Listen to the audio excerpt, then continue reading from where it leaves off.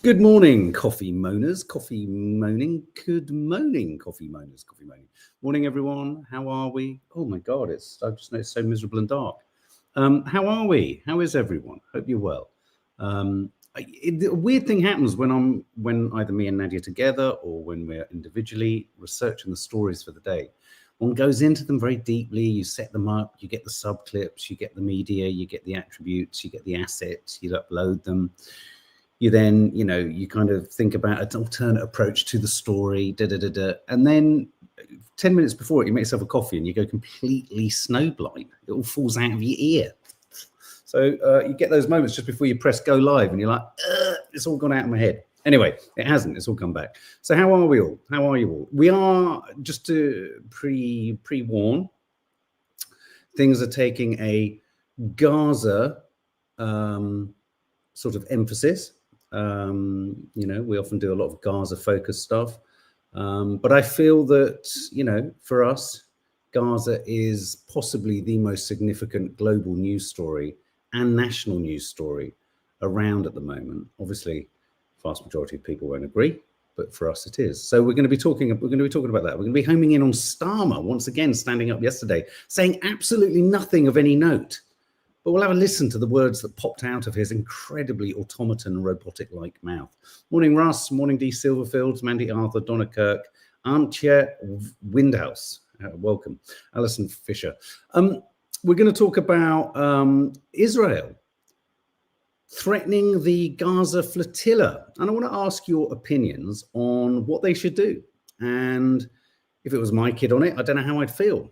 There'd be a mixture of pride, but then where's the red line? Where's the point at which, as a flotilla, you say, okay, we should pause, or do we carry on? And we've got some updates from some of the people on board the Gaza Freedom Flotilla. Trump's press officer press spokesperson has taken a swipe at the BBC, which just makes me chuckle, because they're having a swipe at the BBC saying it's inaccurate, it's promoting Hamas propaganda. And then I look at the BBC output and I think I'm watching the CBeebies. I think, when's the Teletubby going to walk in and start punching me in the face with a flabby finger? Do you get me? I don't know. There's such a disconnect. Aren't we watching the entire world settle for the most, moronic news gathering? It's just like, fucking hell. And why has Meghan Markle posting herself twerking caused so many people, as I said on our Instagram story, to piss their pants? People are pissing themselves everywhere. They're pissing themselves with fury and anger and rage and what is this? And, oh, God. Something weird about the Teletubbies, isn't there, Jenny J? I always say this, and Eddie says, you can't say that, but I'm pretty certain there was some scandal, wasn't there, with Teletubbies? Having sex in the outfits on set and all that sort of stuff. Not the kind of thing you want to think about. So we're going to be talking about all of those. And also, we have talked, and I have talked specifically about Matthew Miller, all those characters and all those figures that the baby is fake, Mark. It's so obvious. Is it?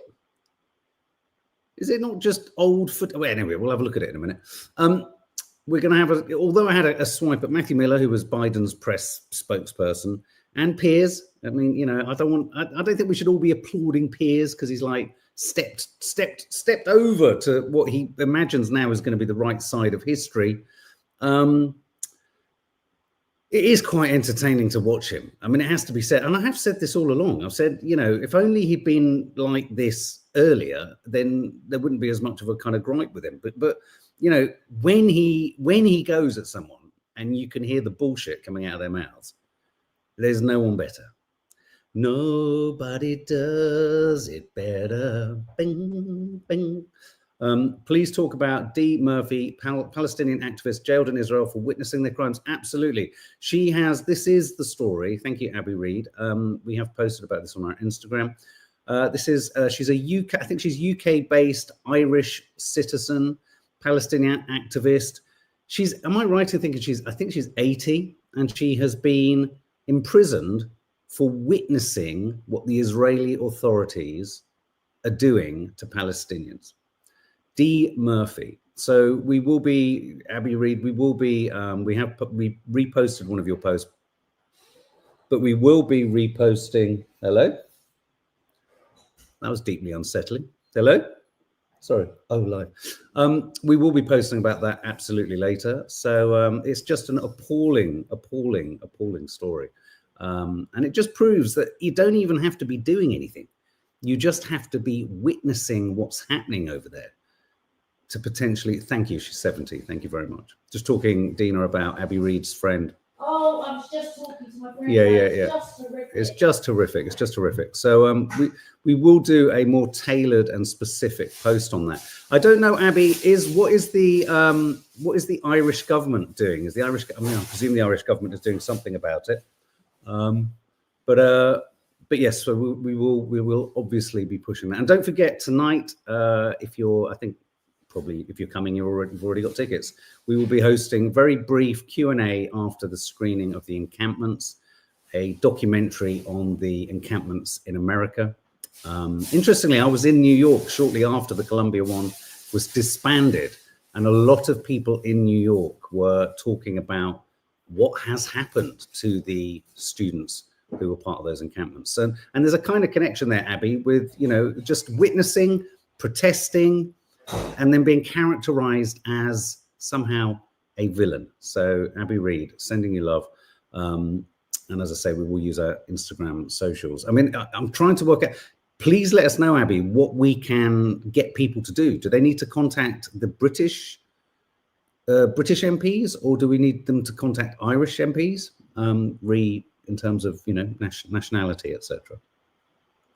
So as I put in the title, is Starmer a disgrace as Israel threatens Gaza Flotilla? I'm going to play you what Keir Starmer said in the House of Commons. Don't get excited. Don't get your knickers in a twist. Don't be fizzing with joy, because it's pretty predictable. Here we go. Recent action is appalling and, in my view, counterproductive and intolerable. And we have strongly opposed the expansion of military operations and settler violence and the blocking of humanitarian aid. What the fuck does that mean? What the fuck does that mean? We oppose. What have you done? What have you done? You haven't done anything. You haven't done anything. Let's have another listen. Recent action is appalling and, in my view, counterproductive. Okay, so what are you going to counterproductive do about it? And intolerable. Lammy looked really sagely and seriously nodding his head. They've gone AWOL since they stood up, or since Lammy stood up and said it was monstrous and did it. They've gone completely AWOL. And not only have they gone AWOL, listen to. And we have strongly opposed the expansion of military operations and settler violence and the blocking of humanitarian aid. Which is why this government have sent all sorts of trade envoys to Israel to meet with business leaders, to talk about trade relations. They're saying one thing to us and to the Houses of Parliament and to other politicians, and behind the scenes they're literally saying in Netanyahu's shell-like, don't worry, we've got to appear to be critical, but don't worry about a thing. I mean, it couldn't be more blindingly obvious. I now want to play you a clip which requires a little bit of time and a little bit of attention.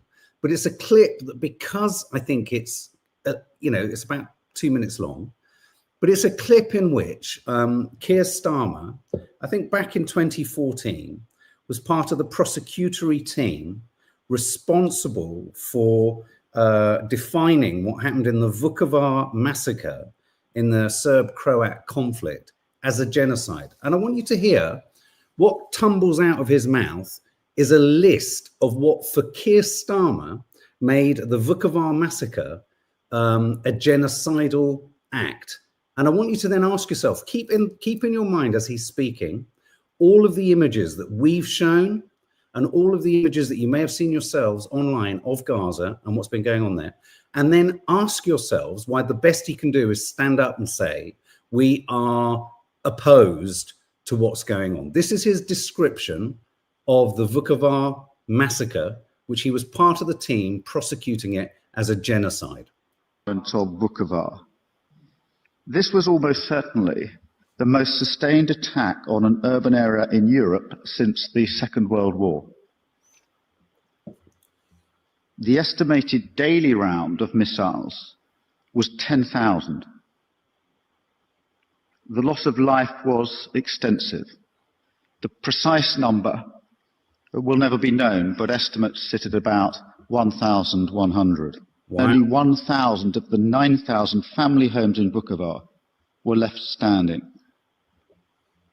Essential services, including electricity, water, and the sewage system, all failed. Wells were targeted and destroyed. In addition, much of the fabric of Vukovar's cultural, historic, and religious life was destroyed through the shelling of churches, schools, kindergartens, and public buildings. Oh, that sounds familiar. Ambassador Herbert Oken, who visited Vukovar on the 19th of November 1991, commented that the city was, I quote, completely shattered. Sounds familiar. And likened it to Stalingrad at the end of the Second World War. Video footage taken at the time depicts a landscape of burnt-out cars, buildings reduced to rubble. Every house had suffered damage. The predominantly residential area south of the River Buka was flattened. Right. And countless bodies lay in these streets and yards unburied because of the danger from shelling to anybody who ventured out. These findings reveal not an armed conflict directed at military objectives, but a radically disproportionate attack deliberately intended to devastate the town and its civilian population. Okay, so I think by anyone's standards, what has happened in Gaza is take that times probably a million. Times a million. And what does he say today? Recent action is appalling and, in my view, counterproductive and intolerable. Counterproductive. Counterproductive. This guy is a fucking shambles and a charlatan. He is a lying, good-for-nothing, corrupt, absolute, shameful excuse to the very definition of what a humanitarian lawyer is. He should be disbarred. He should be ashamed. I want to know how he felt when that letter from 800 other humanitarian lawyers landed on his desk, asking him for his opinion on what defines a genocide. He's just given us a description of a genocide, and the genocide he was describing in Vukovar, and this is no disrespect, of course, those poor victims and all the poor people that died in that tragedy, we're looking at something microscopic in comparison. And this is coming from the mouth of the same man, the same man. He is unforgivable. He needs to be, in many regards, his humanitarian lawyer qualifications make him even more ripe to be thrown into The Hague and made responsible for this absolute horror story. It's the most unforgivable, egregious dereliction of prime ministerial governance this country has ever been engaged in. And they simply put their hands over their ears, hands over their eyes, and they're surrounded by political aides that protect them from seeing the footage, hearing the opinions, and a media that is too fucking scared, weaselly, and corrupt to ask the right questions. This man, Starmer, needs to be held accountable. He is an absolute embarrassment to the very concept of international humanitarian law. And you know what's going to happen? Donald Trump, we won't put 50% tariffs on you, England, UK. You know what's going to happen? Racketeering.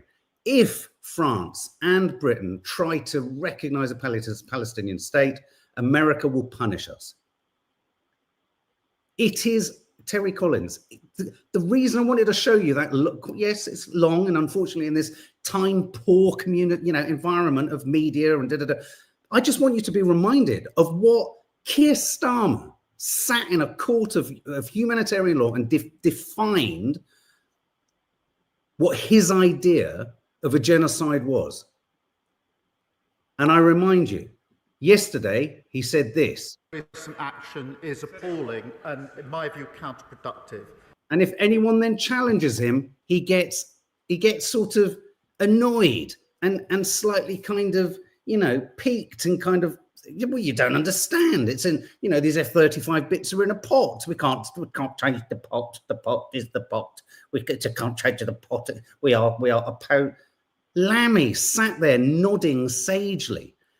Lammy gave us a moment, a scintilla of humanitarian hope that he was coming out with the right words. But clearly, round the back, at the same time that Lammy was saying what he said 2 weeks ago, we were sending trade envoys to Israel. It is beyond a joke. At what point do any of these fucking politicians have a principle rather than, as you rightly say, Michu, constantly falling foul of the spider web of kind of diplomatic demands and needs? We're watching a genocide. Were we all kind of nervously worrying about how to deal with the Holocaust? No. We even stood alongside the Russians. We were allies. Reluctant allies, but allies. It's just, he's an absolute, unforgivable humanitarian shell. What I see when he speaks is an empty body, an empty vessel, a person who once obviously had some profound understanding of what humanity meant, and he has become an automaton, an unforgivable automaton. Unforgivable, utterly unforgivable. Counterproductive. It's counterproductive and we oppose. Well, do something about it. Go and get that pot of F-35 parts and sift through it. At the very least, have some fucking grace. Because it leads me to the Gaza Flotilla. I wonder what I wonder if a drone whacks the flotilla, and let me just play you this. It's translated, so you'll have to watch to read the subtitles. But this is the Israeli, I think, Navy or military's response to what will they do as the flotilla approaches the waters of Gaza. And let's not forget, Israel is talking about protecting its borders when it talks about hitting the flotilla, the Gaza flotilla, the Madeleine. They're talking about protecting their boundaries.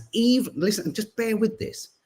Even in their definition, or even in their description of how they need to protect and secure their borders, the very sentence, because they're talking about approaching the Gazan coast, tells you that Gaza has no freedom. It's a blockade. And there's this idea that before October the 7th, you could rock up on an international boat and go into Gaza. The blockade has always been there. This is what the Israeli army said regarding the Madeleine boat that is approaching Gaza. Though, if you look at their, don't be worried. If you look at their, well, I'll tell you what, they've kind of slightly gone off course for a moment. את אזרחי ישראל, איך צה"ל מתכנן לנהוג במשט ובמשתתפים שלו? גל, צה"ל ערוך להגנה על אזרחי מדינת ישראל. So they're prepared to defend the citizens of the state of Israel from about 12 humanitarian activists with baby formula. They're ready to, the victimhood, let's just pause. We're ready to protect the citizens of Israel from a boat full of baby formula. Oh my fucking Christ. You couldn't make this shit up. Are you going to use a nuke to blow up a baby bottle? חווי הגנה קדמיים בכל הגזרות, בצפון, בדרום, במרכז וגם בזירה הימית. חיל הים פועל ימים כלילות כדי להגן על המרחב הימי ועל גבולות מדינת ישראל בים. גם במקרה הזה אנחנו ערוכים, אני לא אפרט את שיטות ההיערכות שלנו. I will not disclose our deployment methods. Well, no, because back in, I think, 2010, you killed 12 Turkish humanitarian aid providers trying then to break a blockade. I don't know if they were all Turkish, but the boat came from Turkey. We know what your preparedness is. We're going to protect our maritime. You've taken the Palestinians' maritime area, and don't be. Hang on a minute. Don't be caught in this idea that these two Greek drones aren't nefarious. They are. They were, interestingly, the two drones that are over them at the moment, have been charting or following them, are both Israeli manufactured, And by all accounts, they can fast track any of the data that those drones pick up back to Israeli intelligence. Let's just finish off what this joyful man has got to say. צברנו ניסיון בשנים האחרונות, ואנחנו נפעל בהתאם. We will act accordingly. Israel is threatened by a boat of actors, young humanitarians, and baby formula. That tells you everything. And I would argue that the Gaza Flotilla, the Madeleine, has achieved 80% of its mission. 80% of its mission in just showcasing that strong military men with suits and medals need to stand and declare that they will protect their borders. It's an embarrassment. I tell you what, Israel, the entire world has got the ick. The entire world's got the ick. And you know what? That's not because everyone's anti-Semitic. It's because you're behaving in an icky, pick-me boy, pick-me girl fashion. I just said Gillian Bat. They have changed course. We're going to talk about that. They haven't changed course for any other reason other than they've had a Mayday call. Listen to this. So they've received a Mayday call en route to Gaza. And because, there are so many migrant ships and migrant boats, I think the Mayday call is to help migrants trying to get to Italy, I think, from probably North Africa. So, oh God, it makes me mad. Okay, here are some updates from the flotilla itself. Now, drones have been circling above us. For 2 nights, we've been subjected to psychological warfare. These drones are manufactured in Israel and operated by Greek authorities. Greece and Israel have a deepening defense partnership. Also, Greece is a key customer of Israeli military technology. These very drones that shadow us each night just after sunset. Their collaboration goes beyond weapons. They're also linked through infrastructure projects, like the proposed natural gas pipeline from Israel to Europe via Cyprus and Greece. And not to our surprise, politically, Greece has aligned itself with Israel, even abstaining from UN votes that could hold Israel accountable. So when we set sail, we are not only confronting Israel's bureaucratic and military tactics, we are facing the might of its allies. They are not here to protect us. They are here to intimidate us, to wear us down, to break our spirit. But as you can see, we are still here. We are not stopping. We are not turning back. This genocide must end. The blockade must be lifted. Aid must be allowed in. And as we endure this moment, remember, Palestinians in Gaza have not had a single day free from the hum of drones above them. We sail for justice. We sail for freedom. We sail until Palestine is free. I want to tear my fucking head off when there's a fucking strimmer next door for 40 minutes. Imagine the constant hum of hundreds and thousands of drones in the air. The psychological impact and warfare hasn't even begun to be unpacked in terms of what Israel has done. It's the most torturous, most disgusting genocide ever. This is some footage, I believe, from last night.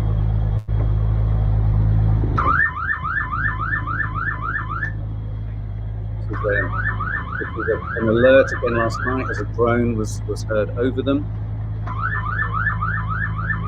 Okay, there is another drone approaching us right now. It's flying above our heads. Please make sure that you share our content. Please make sure that you call your officials. Please make sure that we have safe passage. Yes. And I can just see what's going to happen. So say this flotilla gets hit. None of the right-wing media is going to ask Starmer a question. What is Starmer going to say? We condemn and we are opposed to the totally inappropriate bombing of civilians on a boat. I mean, so he's going to have no opinion on it until it gets destroyed by Israel. Unforgivable. And of course, we're looking at them and we're thinking, oh my God, anyone who's empathetic or caring, you're thinking, oh, please, guys, you're heading towards inevitable destruction. And yet the point is that we're all talking about it. Let's just keep reminding ourselves. Let's use this image. Israel, one of the most sophisticated militaries in the world, is threatened by a boat with baby formula on it. Oh my God, that's so embarrassing. That's so embarrassing. It really is. Here's another update from the flotilla. Important update from the Madeleine. We received a Mayday call of a boat that was around 2 hours away from us, and we're getting there. We have between our team, we have Mark, we have Sergio, very experienced people in search and rescue missions that have been doing this for so many years in such a beautiful, beautiful work. And we are changing our course now to head there because life is a priority for us. So we are going there to provide any assistance we can provide, and we keep you updated.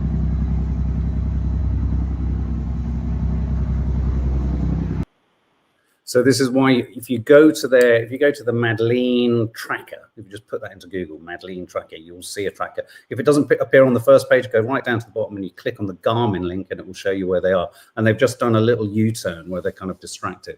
You know, what do you think they should do? Do you think, I mean, if Israel, but Israel doesn't care. Israel doesn't care what anyone thinks about anything. I mean, they literally don't care. I mean, Israel has lost, talk about squandering any sympathy that anyone had. Talk about exhaustively using and overusing 95% of the time fraudulent argument of anti-Semitism.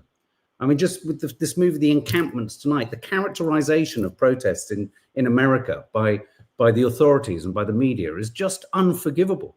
There's not an anti-Semitic comment in there. There's anti-Israel, as in the governmental policy and foreign policy against Gaza. But I think anyone who's got a shred of fucking gray matter knows that there's a difference. Okay. Just finally on this, before we move over to Meghan and why Meghan's caused so much upset, and whether in fact I didn't realize maybe it's not even a real baby. You know, it's my God. Like it matters. Let's just, as I was saying earlier, Piers Morgan, I don't want to give him fucking huge garlands of praise just because he's kind of like saying and asking some of the tough questions. But one has to, at the same time, we can cradle this idea of contradiction. At the same time, I'm fucking relieved he is. But this, I started to watch and I thought, oh, well, it's too long to show you guys. But I thought, no, this is so entertaining. And this is, I just bear this thought in mind. Every time I see a spokesperson for the Israeli government, what characterizes each of them for me is you can see them all as prefects or head boys or head girls that have never in a month of Sundays had anyone challenge them on anything. And it speaks to what I think is a really important analogy for the state of Israel. Israel is a relatively new country relative to all the countries in the world. It's been overindulged by its parent, America. It's behaved appallingly, systematically over the years and got away with it and been provided with cloud cover. So what you've got in Israel is a national articulation of a tyrannical toddler. So when I use the analogy of Benjamin Netanyahu being the most tyrannical toddler in the Middle East, it's real. They've been overindulged. They've been excused. They've never been told off. They've never, ever, Israel has never been put on the naughty step. And so as a consequence, they're now growing up into, they've come out of their toddler years. They're in their kind of mid to late teens now.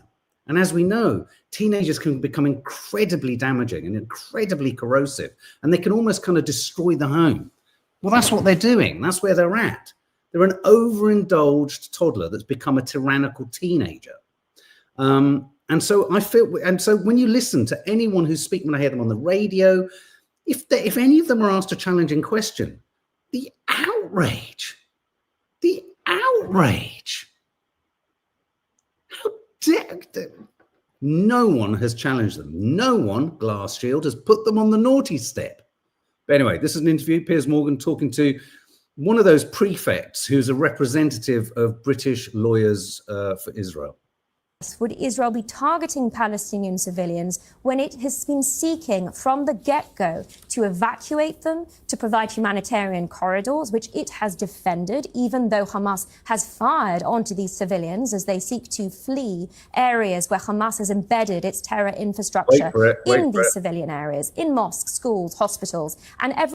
I do love it as he sits there. When he goes completely still, with that jaw out, you're in danger. It's like a great white circling, and he's about to bite. When I was in Rafah, that we saw. That is the truly... How many houses did you see? That is the truly... How many houses did you see? Well, many of them were destroyed, how many unfortunately. Did you see? You said every second house. You saw 10 houses. No, tens, plural. 10. Well, how many? The fact of the matter is... Well, hang on, how many? But Hamas you said every clear. second house. Yes. So how many did you see? No, every second house. How many houses did you go into? It doesn't matter. It does matter. Because You've made a statement. You said every second house. How many did you go into? The houses were Give me a number. left there to you know go how into. many I houses you went tens. into? Tens. What? 10, 15, 20? Piers, you're missing the point here. I'm afraid. No, I know the point. Point is that Hamas... You've made a claim. Hamas I've simply asked you to give me a number. Numbers are not your strong point. I know that. I beg your pardon? But I imagine you remember how many houses you went into. No, we saw destroyed houses in the Rafah area because Hamas has been using these houses as part of its terror infrastructure. How do you know? Because they make clear you just their said tactic. You went into them and you... No, I never... Again, you're putting words in my mouth. If you would listen, I think things would be a lot clearer. Right. Hamas have so made it you know clear... what was inside houses, even though you didn't go inside them and they were all obliterated. Well, you know I couldn't go inside them because they were booby-trapped by Hamas. You didn't go inside them and they were all destroyed. What I did but you knew they were all full of Hamas stuff. What I did see was drone footage that goes into... drone footage? That went into these houses that demonstrated... So you didn't go into the houses, you didn't see any Hamas stuff in there, but you saw drone footage later. That demonstrated how Hamas... Well, look, Hamas make it very clear. You know, I'm sorry, it's just all flannel, isn't it? You always take Hamas's word for it, so listen to what they say. You wouldn't take your word for it. It sounds like a lot of old bullshit again. Oh my God, I literally was roaring with laughter. What a load of bullshit.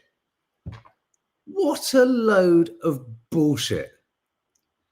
And the problem, and it is a problem that it's only come on board now, was this shit has been spouted out since October the 8th, since all the spurious, subsequently debunked claims of babies put in ovens and things like, all of those lies were allowed to gain purchase. And if journalists like Piers Morgan back then had started to unpick the unchallenged claims of these so-called representatives, we wouldn't be where we're at now. And I do think that's an important thing to say. I think if we had been challenging, probing, questioning, realizing that these claims had zero substance to them,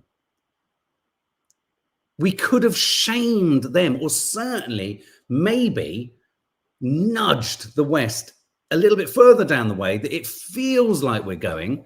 Though, my God almighty, what does it take to make our government, Keir Starmer, shift or budge an inch? Millions of people protesting, thousands of people protesting, the vast majority of people in Europe being anti the Israeli policy.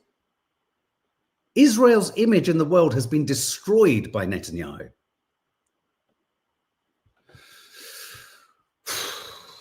Priceless. If only Piers had been there from the beginning. He's great when he goes.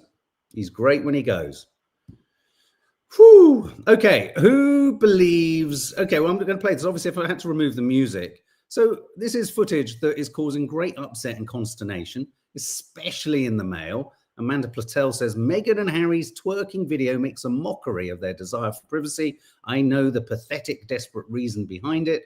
And Sarah Vine or someone else says something similar to that, saying, grotesque show. Trailer trash. I think they call it trailer trash. Well, here she is. Let's pop her up. There's no sound.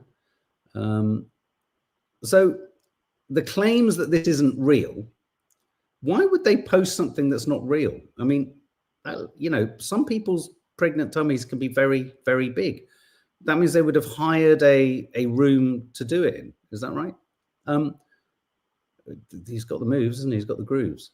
But I just want to now look, parking to the side. Yes, we aren't happy ourselves with the fact that I think they stopped support or funding of a particular charity because someone in the charity expressed support for women's rights in Palestine. That, again, a real fucking disappointment. But why is this red meat? Why is it a contradiction for them to want to post something a bit lighthearted and silly and not wanting to have privacy? You know, I think there's privacy in there. There are layers and levels of privacy, aren't there? There's kind of like being in control of the footage that you show, being in control of what you want to put out in the world, and not being in control of it. Anyway. Just reminds me of Alan Partridge doing his lap dances, Rachel Picard. They're doing it now because all the rumours of a surrogacy. Really? Oh my God. Sorry, Christos, I missed your, let me scroll up. Christos, when you didn't do your homework, copied someone else's, and the teacher asks you a question and you know nothing about the subject to answer correctly. Absolutely right. Disappointing though, isn't it, about Greece and their sort of collusion, if you like, with the Israeli authorities. Jesse, we should be nice to our Jewish people. We are. Hatefulness towards our Jewish community is wrong. No one's got a problem with Jewish people. We've got a problem with Israel, the government of Israel. That's the problem. Israel, but Netanyahu's government is the single-handedly the most dangerous thing for all Jewish people on this planet. No one else. Follow the money, sadly, read Greece. Might as well do what she wants so she can't do right for doing wrong. I totally agree, Sharon Wilson. I just get, it's just like, well, come on. Okay. I just don't understand why it generates such a strong response. Privacy means it's your choice what you should. Thank you very much, Michu. Beautifully put, simply put, absolutely. Privacy doesn't mean you sit under a rock and pretend you don't exist. Privacy is you're in control of it. You don't have your phones tapped. You don't have great long lenses thrust through your garden. It doesn't mean you don't go to red carpet events and you don't smile for photos. Privacy, you're allowed to control your privacy and you're allowed to open the doors on your privacy when you see fit. Brilliantly put, Michu. Thank you very much. Anyway, sorry, it makes me rageful, the inherent hypocrisy and spineless fear that our government is currently engaged in around the whole Israel crisis. It's just appalling. It's appalling. This is the problem, says Ross Ouch. Jewish people think it's about them. It's not. It's the bloody government. Exactly. Don't be coming out saying it's anti-Jew. That argument ran out of steam saying, oh, don't be horrible to the Jewish people. No one is. Some of the most outspoken and emotive individuals on the Free Palestine marches are Jewish. It's not a religion thing. It's just that, unfortunately, Bibi, the tyrannical teenager, is not a very nice person. And neither are those who support him. End of. All right, guys, have a good day. Something else will be landing on the channel later. And for those of you that we're going to see later, we'll see you later at the screening. Can't wait. Okay, bye.